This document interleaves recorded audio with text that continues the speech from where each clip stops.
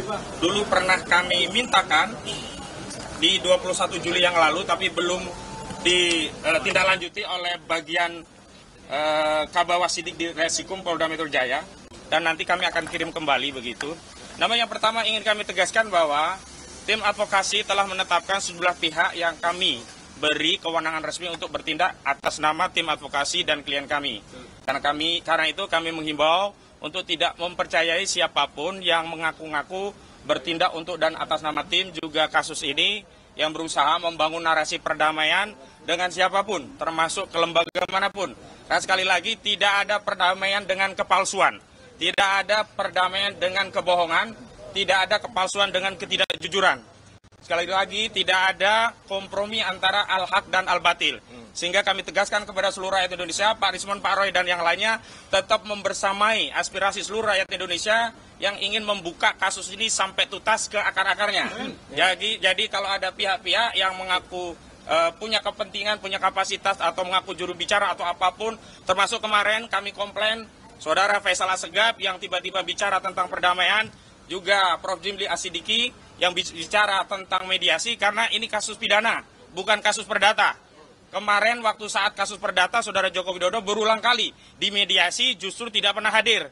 Hari ini di kasus pidana yang Saudara Joko Widodo sendiri melaporkan, maka Saudara Joko Widodo harus masuk ke pengadilan. Jadi jangan kemudian membangun narasi untuk mediasi di kasus pidana. Dan kepada tim reformasi Polri, khususnya Komisi Reformasi Polri, semestinya fokus ngurusi institusi Polri, baik mengawasi tentang kinerja, kebijakan, anggaran, SDM, institusional, bukan sibuk ngurusi ijazah Jokowi. Dan salah satu legasi institusi Polri yang perlu dikoreksi adalah gemar melakukan kriminalisasi. Dan karena kriminalisasi itulah hari ini klien kami, Pak Roy Suryo dan kawan-kawan, menjadi statusnya menjadi tersangka begitu. Jadi sekali lagi jangan lencengkan atau jatuhkan marwah institusi yang baru dibentuk oleh Pak Prabowo untuk mendamaikan ijazah palsu. Sekali ijazah itu diprotes oleh rakyat, tidak boleh dihentikan di tengah jalan, karena ini harus dituntaskan di era kita, tidak boleh kita wariskan kepada generasi selanjutnya. Yang kedua, terkait gelar perkara khusus, kami sudah mengirim gelar perkara khusus di bagian Wasidik di Polda Metro Jaya 21 Juli yang lalu. Namun sampai hari ini tidak pernah ditindaklanjuti, dan kemarin dari penyidik kami disonding untuk menindaklanjuti, dan hari ini kami juga akan kembali mengirimkan permohonan gelar perkara khusus yang hari ini kami serahkan kembali ke Biro Wasidik.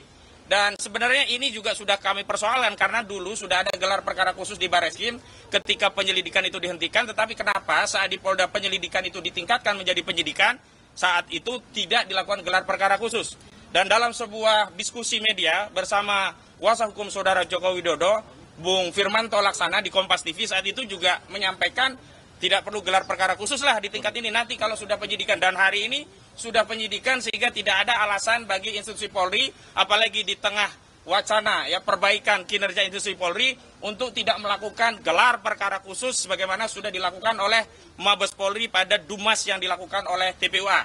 Dan terakhir berkaitan dengan apa yang kemarin disampaikan oleh Polda bahwa salah satu sebab tidak ditahannya klien kami karena kami mengajukan sejumlah saksi dan ahli.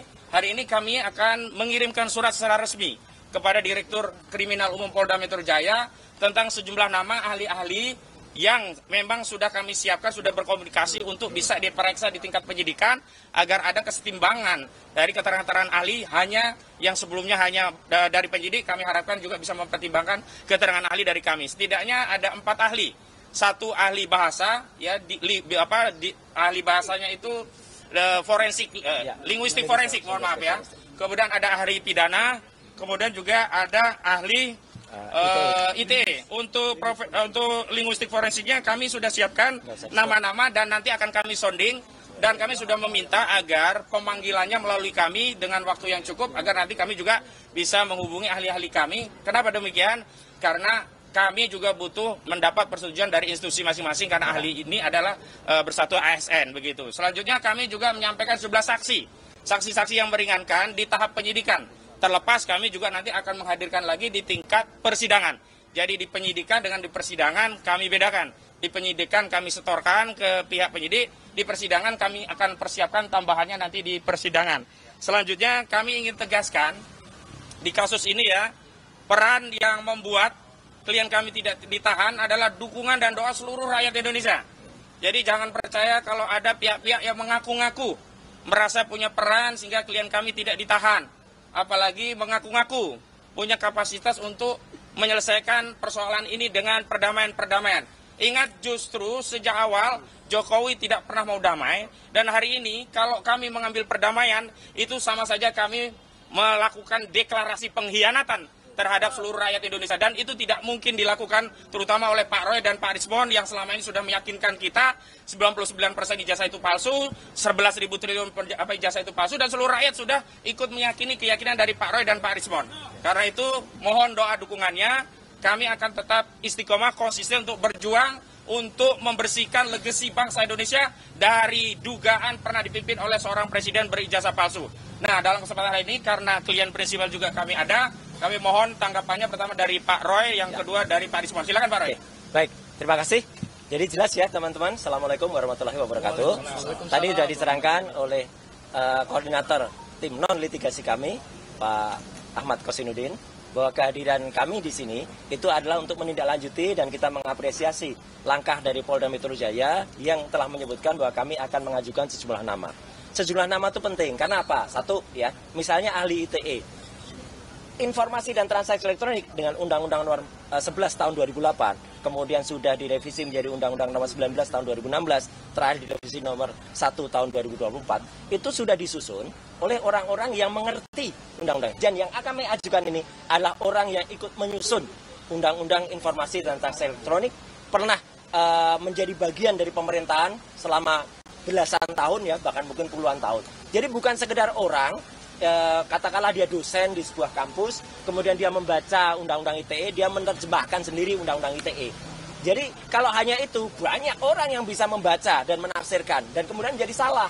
Salahnya apa? Kemudian ada pasal 32, kemudian ada pasal 35 yang tiba-tiba ditimpakan atau diselundupkan kepada saya, Dr. Rismon, dan juga mungkin kepada teman-teman yang lain, itu adalah pasal yang salah. Karena berulang kali pihak sana mengatakan, kan ijazahnya analog. Iya.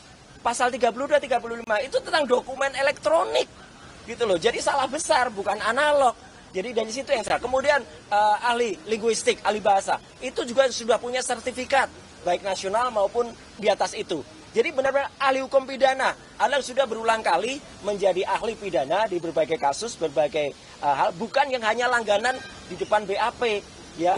Jadi kami lihat ahli-ahli yang mereka lakukan itu satu ya, tidak pernah berkualifikasi seperti itu, hanya bisa membaca undang-undang, bukan pembuat undang-undang, jadi nggak bisa dong menafsirkan undang-undang. Saya kebetulan yang membuat juga, tapi karena saya dalam hal ini yang diajukan statusnya menjadi tersangka, maka saya nggak bisa. Tapi yang di atas saya inilah orang yang bersama-sama saya dulu, ya, yang dulu ikut dan dia di sisi pemerintah, saya di sisi individu. Jadi saya kira itu ya clear anunya apa agenda kita hari ini. Sekaligus juga kita mengajukan gelar perkara khusus untuk supaya apa kasus ini supaya terang benderang diketahui oleh masyarakat dan lainnya. Dan sekali lagi saya ingin menyampaikan terima kasih kami kepada semua pihak yang sudah ikut membantu membersamai ibu-ibu, mak-mak, teman-teman tokoh-tokoh aliansi independen ya, dan juga lawyer terutama yang di bawah koordinasi Pak Petrus Celestinus dan juga Pak Ahmad Kosinudin. Saya kira itu ya mungkin akan disambung oleh Bang Rismon. Silakan.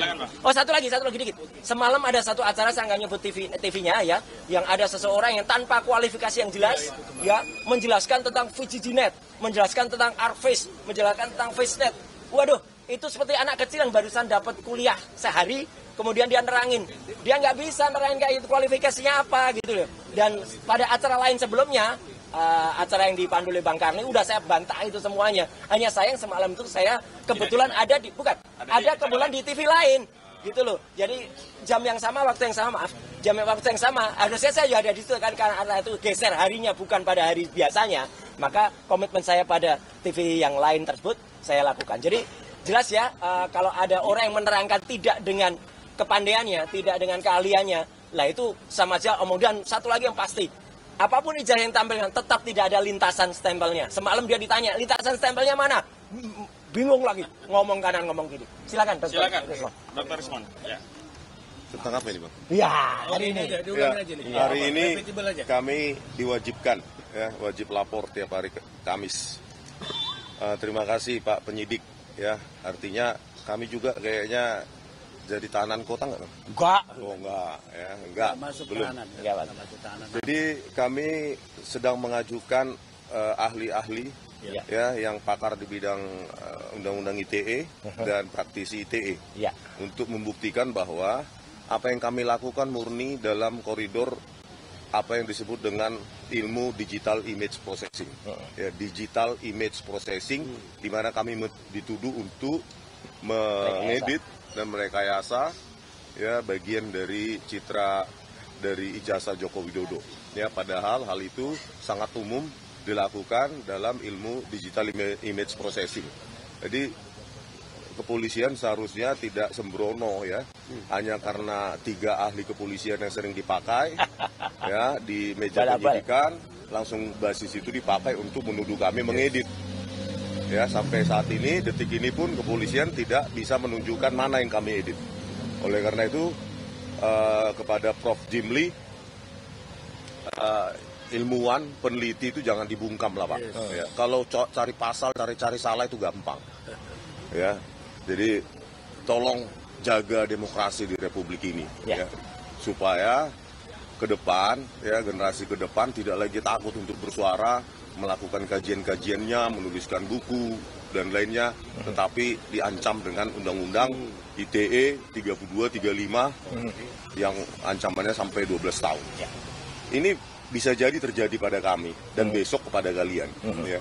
Jadi kita harus bela demokrasi di Republik ini. Apapun itu kita berhak loh ya menganalisa dokumen publik dari seorang pejabat. Oke, gitu ya. Oke. Terima kasih. Oke, penutup Bang Jamada Gisna, Bang silakan. Jamada? Ya. Silakan lagi, Bang.